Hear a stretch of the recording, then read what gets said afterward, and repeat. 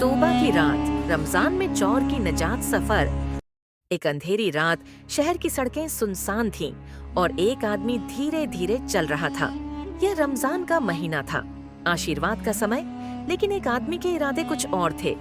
यासिर, जो एक विशेषज्ञ चोर था, उसकी नजर आज मस्जिद पर थी। वह चुपचाप मस्जिद की पिछली दीवार पर कूद गया और नीचे उतर गया। मस्जिद में पूरी तरह सन्नाटा था, केवल कहीं दूर से प्रार्थना की धीमी आवाज आ रही थी। जब वह भिक्षा पेटी के पास पहुंचा तो उसका दिल तेजी से धड़क रहा था।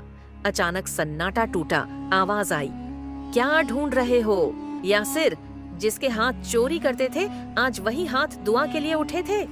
एक नया दिन, एक नई शुरुआत। यासिर अब चोर नहीं था, बल्कि मस्जिद का नौकर था।